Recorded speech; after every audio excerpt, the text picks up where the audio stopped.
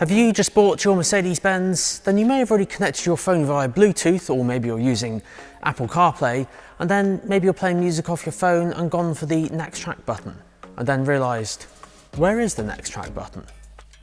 Hey guys, Nick O'Leary here, and yes, after popular requests from you guys in the comment section, a few of you have asked this question before, asking where the next track button is. Now the thing is, with Mercedes-Benz, because these new dashboards are coming out all digital and you can customise each element on the screen, of course you'll need a touchpad or a controller to use all those elements. So one of these things is of course the next track button that a lot of people ask for. So I've actually got a couple of ways that you can use the next track button. And these involve the centre of the console on the car and then also on the steering wheel as well. Now, as always, this does vary from model to model on Mercedes, so have a look at your centre console. If you have this set up, kind of with a big on button in the middle, you actually have a previous track and next track button either side of it, so it's quite easy to press those. However, if you have a wheel with a touchpad in the middle, normally what you do is press the media button and then swipe left or right, or spin left or right depending on or not if you have the wheel.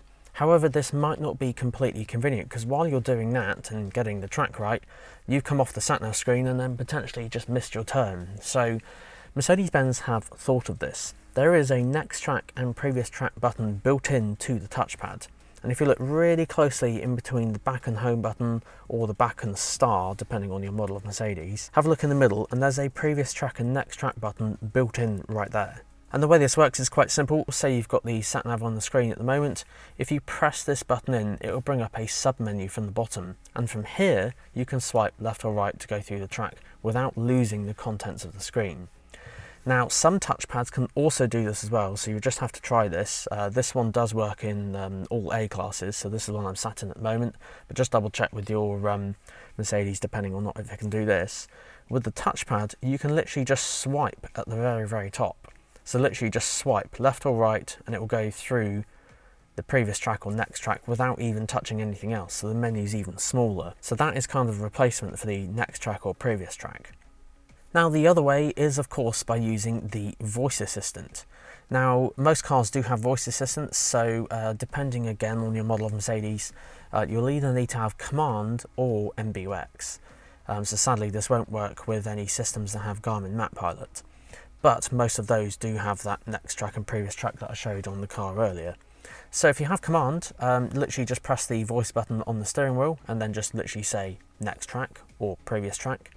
But with MBUX, you can do the same thing, but then you don't even need to press that button. You could just say, hey Mercedes, how can I help? Next track. And then it'll change to the next track. So all of that's well and good, but there is a third way as well, and that does involve actually using it on the steering wheel.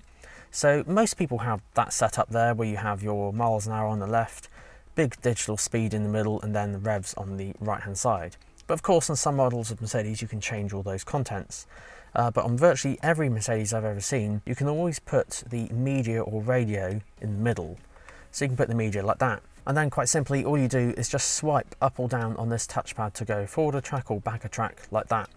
Now, of course, obviously just go careful because when you're turning the steering wheel around a roundabout or something, your finger might accidentally touch that. And then, of course, you'll go previous track or next track, or the track you're listening to will then start again. So, but that's one way of doing it. Of course, the other ways I actually prefer because you can click the touchpad in and just swipe it left or right like that. Very, very easy.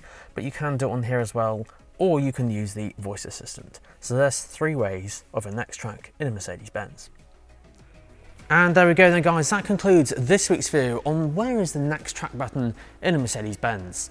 Now this video has been made because of you guys, because so many of you have asked about it, I thought I'd make a video. So use that comment section down below if you have any suggestions, let me know. Now as always, huge shout out to these guys, Sandown Mercedes-Benz, as they help provide access to all these awesome cars you see in the videos. So huge shout out to them. But guys, thank you so much for watching. Until next week, see you then.